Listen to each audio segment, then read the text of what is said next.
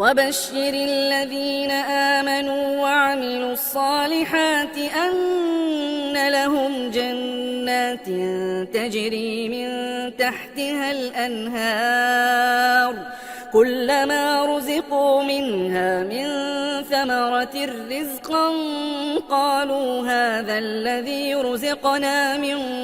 قبل وأتوا به متشابها ولهم فيها أزواج مطهرة وهم فيها خالدون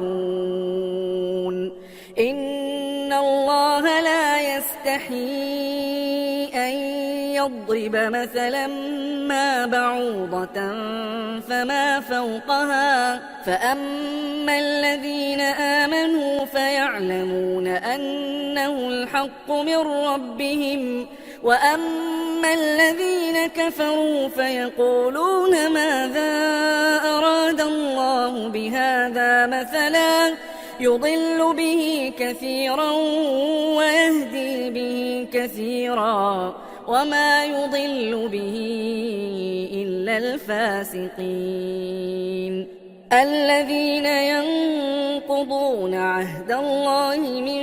بعد ميثاقه ويقطعون ما أمر الله به أن يوصل ويفسدون في الأرض أولئك هم الخاسرون كيف تكفرون بالله وكنتم أمواتا فأحياكم ثم يميتكم ثم يحييكم ثم إليه ترجعون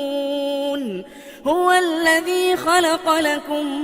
ما في الأرض جميعا ثم استوى إلى السماء فسواهن 7 سماوات وهو بكل شيء عليم